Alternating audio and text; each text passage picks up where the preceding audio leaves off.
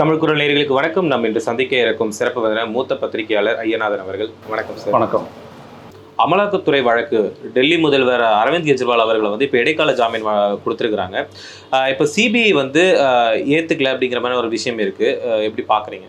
அதாவது ஒரு சட்டத்தின் அடிப்படையில் ஒரு குற்றத்தை செய்ததாக வழக்கு தொடரப்பட்டு எந்த விதமான ஆதாரங்களும் இல்லாமல் அந்த கட்சியை அந்த ஆட்சியில் இருந்தவங்க டெல்லி மாநில துணை முதலமைச்சர் மணிஷ் சிசோதியால் ஆரம்பித்து பலரையும் கைது பண்ணி இப்போ சீஃப் மினிஸ்டரையும் கைது பண்ணி 90 நாள் அரவிந்த் கெஜ்ரிவாலை உள்ள வச்சாங்க. இது வரைக்கும் எதையுமே பண்ணலை. கீழ்மை நீதிமன்றம் பார்த்தீங்க அப்படின்னோம்னா செஷன்ஸ் நீதிமன்றத்திலேருந்துட்டு டெல்லி உயர் நீதிமன்றம் வரைக்கும் அரவிந்த் கெஜ்ரிவாலுக்கு கொடுத்துச்சு. இவங்க தடுத்துக்கிட்டே இருந்தாங்க. இப்போ உச்ச நீதிமன்றம் அவங்களுக்கு கொடுத்துருச்சு ஜாமீன். கொடுக்கும்போது உச்ச நீதிமன்றம் என்ன சொல்லிச்சு அப்படின்ற ஒரு விடயம் ரொம்ப முக்கியமானது. இந்த PMLA prevention of money laundering ஆக்டினுடைய அடிப்படையில் ஒருத்தர் குற்றம் செய்தவர் என்று கருதினால் அது தொடர்பாக புலனாய்வு செய்யக்கூடிய அதிகாரி ஒருவரை கைது செய்யக்கூடிய அதிகாரத்தை அந்த பிஎம்எல்ஏ ஆக்டினுடைய செக்ஷன் 19 சொல்லுது. அதே நேரத்தில் அவ்வாறு கைது அது அவங்களுடைய அதிகாரத்துக்கு உட்பட்டது. அது என்ஃபோர்ஸ்மெண்ட் டைரக்டரேட் தான் மணி லாண்டரிங்கை தடுக்கக்கூடிய ஒரு ஏஜென்சி, சட்டத்தின்படி உருவாக்கப்பட்ட ஒரு ஏஜென்சி என்ஃபோர்ஸ்மெண்ட் டைரக்டரேட் இடி. அதே நேரத்தில் அவர் கைது செய்யப்பட்டது சரியா இல்லையா, அவரை தொடர்ந்து அவரை சிறையில் வைக்க வேண்டிய அவசியம் இருக்கா இல்லையா அப்படின்றத செக்ஷன் 45 சொல்லுது. அந்த இடம் எங்களுக்கானது அப்படின்றது கோர்ட். உச்ச நீதிமன்றம் சொன்னது என்னன்னா, செக்ஷன் 19 படி நீங்கள் இவ்வளோ காலம் நீடிச்சிங்க, இப்போ எங்களுடைய அதிகாரத்தை நாங்கள் பயன்படுத்துகிறோம். எங்களுக்கான அதிகாரம் 45 படி இது வரைக்கும் எல்லாமே the subjective opinion of the investigating officer அப்படின்றது தான் செக்ஷன் 19.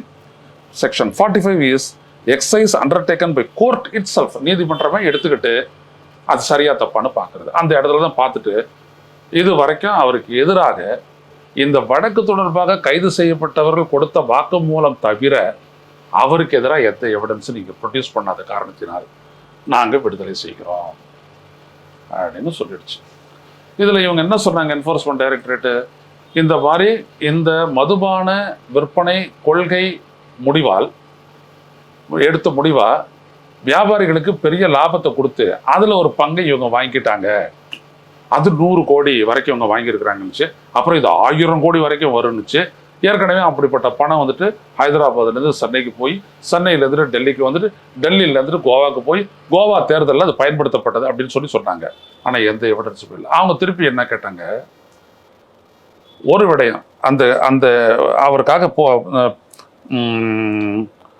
வாதிட்ட மூத்த வழக்கறிஞர் அவர் என்ன சொல்கிறாரு, சீனியர் அட்வொகேட் அபிஷேக் மனு சிங்வி அவர் என்ன கேட்டார்னா, அப்போவே டெல்லி உயர்நீதிமன்றத்தில் அவர் கேட்ட கேள்வி ரொம்ப முக்கியம். ஒரு சட்டத்தின்படி கைது செய்யலாம் என்பது அதிகாரம், கைது செய்வதற்கான அவசியம் இருக்கா என்பதை ஆராயக்கூடிய அதிகாரம் நீதிமன்றத்துக்கு இருக்கிறதுனாரு. So whether the arrest is necessary அப்படின்றது தான் இங்கே பார்க்க வேணும். ஏன்னா எந்த குற்றச்சாட்டுமே இவங்க சொல்லாமலே அரெஸ்ட் பண்ணியிருக்கிறாங்க. அப்போ இந்த இடத்துல இந்த அரெஸ்ட் அவசியமானதா, whether it is necessary or not அப்படின்ற இப்போ இந்த இடத்துல தான் நீதிமன்றம் தலையிட்டு இன்னைக்கு ஜஸ்டிஸ் கண்ணா, ஜஸ்டிஸ் டெட்டா ஆகியோர் கொண்டு அதாவது எலெக்ஷன் கமிஷன் தீர்ப்பு சொன்ன அந்த உன்னத நீதிபதிகள் தான் அவங்க தான் இவங்க சொல்லிட்டு இன்னைக்கு அவர் விடுதலை செஞ்சுருக்கிறாங்க. ஸோ இதன் மூலம் என்ன நடக்குது அப்படின்னோம்னா, என்ன சொல்லியிருக்கிறாங்க அப்படின்னோம்னா, அதோட சொல்கிறாங்க பாருங்க, we direct Kejriwal will be released on interim bail. We are conscious is an elected leader. அவர் ஒரு தேர்ந்தெடுக்கப்பட்ட தலைவர் என்பதை நாங்கள் உணர்ந்து இதை செய்கிறோம். இதுதான் முக்கியம். அது இப்போ பதவி விலகணும் அப்படிங்கிற ஒரு விஷயம் வேற இருந்தது. அரவிந்த் கெஜ்ரிவால் அவர்கள் முதல்வராக இருந்து பதவி விலகணும் அப்படின்னு ஒரு விஷயம் இருந்ததுனால அதுதான் அதுக்கு சட்டத்தில் எங்க இருக்குது இடம்? நீங்க எல்லாரும் இன்னும் குற்றத்தை செஞ்சார் அப்படின்னு பண்ணதான் டிஸ்குவாலிஃபிகேஷன் அப்படின்றதே வருது. நீங்க அதுவே இல்லையே. அதுதான் நீங்க ஆதாரம் என்னன்னே காமிக்கல, அது வேற அவரை டிஸ்குவாலிஃபை பண்ண சொல்றீங்க. ஆமா ஆமா ஆமா. அவரு அபிஷேக் மனு சிங்வி சொன்னாரு, இந்த வழக்கில் குற்றச்சாட்டப்பட்ட பலர்கிட்டது உங்களை நான் விடுவிக்கிறேன், சிறையில் நீங்க போயிடலாம், ஆனா அவருக்கு எதிராக ஒரு ஸ்டேட்மெண்ட் கொடுத்துட்டு போறாங்க, இது என்னங்க பெரிய விஷயமா அப்படின்னு கேட்டார் அவர். இதுதான் நீதிமன்றம் கவனத்தில் எடுத்துக்கணும் அப்படின்னு சொன்னார். ஸோ அபிஷேக் சிங் மனுவின் சிங்வியினுடைய வாதங்கள் வந்துட்டு ரொம்ப பிரமாதமான வாதங்கள் எடுத்து வச்சு ஒரு கடினமாக்கி இந்த சட்டத்தை நடைமுறைப்படுத்துது பாரதிய ஜனதா. ஹேமந்த் சோரன் இதே மாதிரி தான் உள்ள வச்சாங்க, இவரையும் அது மாதிரி தான் உள்ள வைக்கிறாங்க. இன்னும் பலரையும், கவிதா அவங்க தெலுங்கானா மாநில முன்னாள் முதலமைச்சருடைய பொண்ணு, அவங்க இப்படி நிறைய பேர். ஆனால் யாருக்கு எதிரையுமே வந்துட்டு அடிப்படையான அந்த ஆரம்ப ஆதாரமே இல்லை. இது வேற யாரும் பண்ண முடியாது, இவங்களால மட்டும்தான் பண்ண முடியும். இப்போ இதில் விடுவிச்சிட்டாங்கன்னு சிபிஐ உள்ள நுழைக்கிறாங்க. சிபிஐ உள்ள போது நான் பார்க்க போகிறேன். ஏன்னா இவர் வந்துட்டு பிஎம்எல்ஏ ஆக்ட் கீழே வர முடியாது இவர். ஸோ அப்போ அவர் வந்துட்டு ஊழல் தடுப்பு இந்த மாதிரி ஏதாவது ஒன்றுத்துல வரணும். அதுக்காக அவர் வந்துட்டு பல்ட்டி அடிச்சு அவர் பார்க்க போறாரு. இப்போ நீதிமன்றம் என்ன சொல்ல போகுது, இங்கேயே எவிடன்ஸ் சொல்ல போது, அங்கே என்ன இவ்வளோ காலம் என்ன பண்ண நீ அப்படின்ட்டு. ஏன்னா சிபிஐ போய் இவரை வந்துட்டு விசாரணை நடத்தணும்னு சொன்னது யார் என்னன்னா டெல்லியினுடைய துணைநிலை ஆளுநர் சொல்றாரு. அப்போ இதுதான் அரசமைப்பு துஷ்பிரயோகம் அப்படின்றது. அது இப்போ சமீப காலத்துல வந்து அமலாக்கத்துறையினர் வந்து நிறைய பேர் மேல வந்து நடவடிக்கை எடுத்துருக்கிறத பாக்குறோம். அதுல வந்து இப்போ முதல்வராக இருக்கக்கூடிய, இப்போ டெல்லி முதல்வராக இருக்கக்கூடிய அரவிந்த் கெஜ்ரிவால் ஒருத்தவர், இப்போ ஹேமந்த் சோரன் கூட அவருக்கு சமீபத்தில் இப்போ வெளியே வந்தது கூட பாக்குறோம். இப்படி இருக்கும் பொழுது இடி பயன்படுத்தி பாஜகவினர் வந்து ஒரு பழிவாங்கும் நடவடிக்கை அப்படிங்கிற மாதிரி ஒரு விஷயம் வேற சொல்லியிருந்தாங்க. அது எப்படி பாக்குறீங்க? இப்போ அந்த நடவடிக்கை இதுக்கு மேல எடுக்க முடியாதுன்ற நடம் வந்துருச்சு. இதுக்கு மேல யாரையும் வந்துட்டு எந்த விதமான எவிடன்ஸ் இல்லாத ஒரு 100 நாள் உள்ள வைப்போம், 1 வருஷம் உள்ள வைப்போம் அப்படின்ற கதை நடக்காது. ஸோ பிஎம்எல்ஏ அப்படின்னு சொல்லக்கூடிய prevention of money laundering act இந்த நாட்டில் கொள்ளையடிச்சு வெளிநாட்டுக்கு கொண்டு போயிட்டு முதலீடுன்ற பேரில் இந்த நாட்டுக்குள்ளேயே வர்றதுக்கு பேர் தான் மணிச்சலவை. டிரான்ஸ்ஃபர் ஆகி முதலீடாக வருது. இது இவங்களால ஒன்றுமே கண்டுபிடிக்க முடியல. இங்கே செந்தில் பாலாஜியோட இதுலேயும் அதே தான், ஒன்றும் இவங்களால கண்டுபிடிக்க முடியல. ஸோ கண்டுபிடிக்காத போது அப்படியே வச்சுக்கிட்டே இருக்கிறாங்க. இல்லை அவர் தம்பியை காணலை, இவர் மறைக்கிறாரு.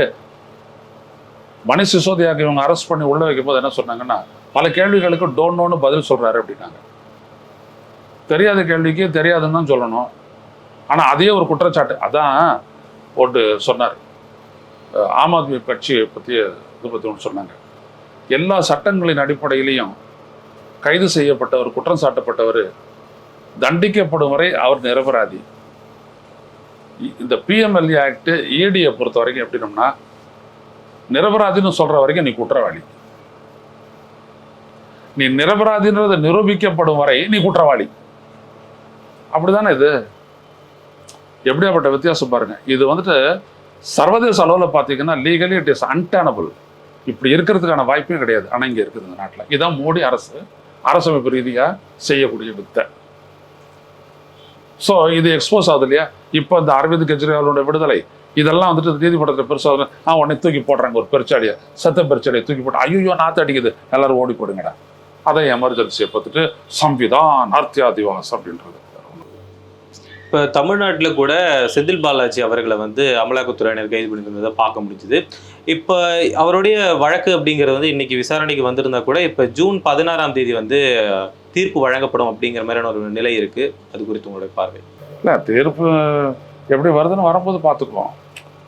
என்னுடைய ஒரு மூத்த குடிமகனாக என்னுடைய இது என்னன்னா, ஒரு சட்ட ரீதியான ஒரு சட்டத்தின் அடிப்படையில் குற்றம் சாட்டப்படக்கூடிய நபர் யாராக இருந்தாலும் சட்டத்தின் முன்னால் அனைவரும் சமம்.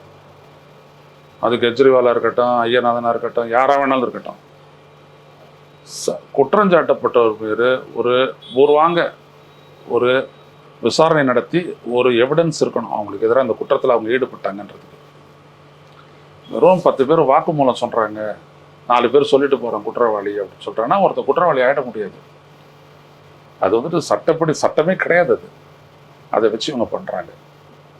இதுதான் செந்தில் பாலாஜி விடயத்திலையும் இந்த இடி திணறதுக்கு காரணம்.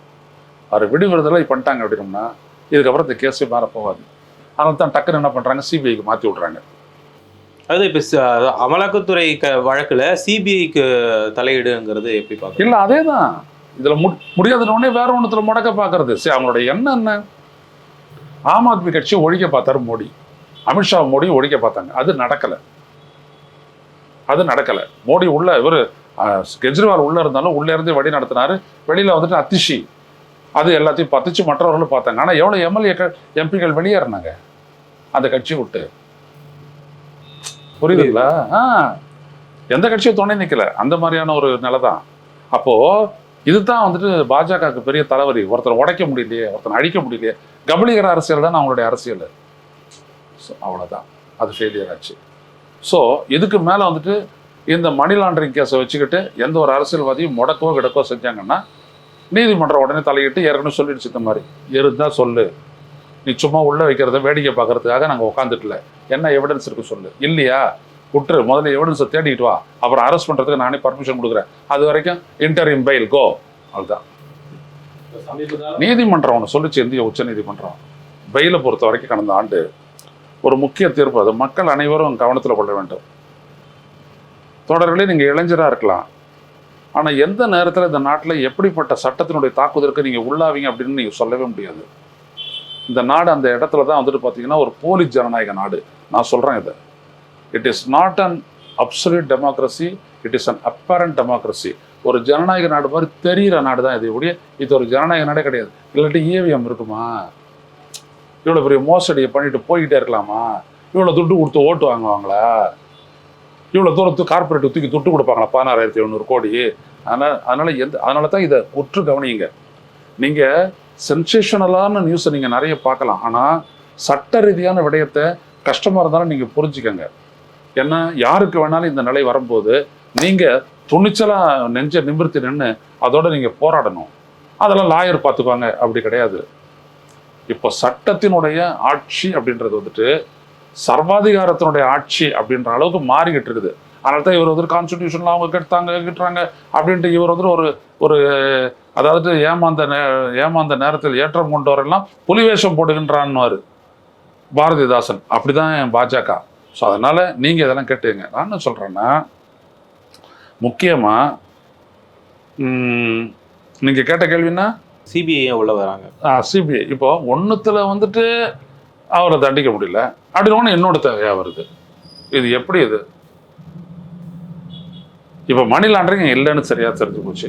மணி லாண்டரிங் ஆதாரமான ஊழல், பணப்பரிமாற்றம் எதுவுமே நடக்கலை. அதுக்கான எந்த எவிடன்ஸையும் எடுக்க முடியல.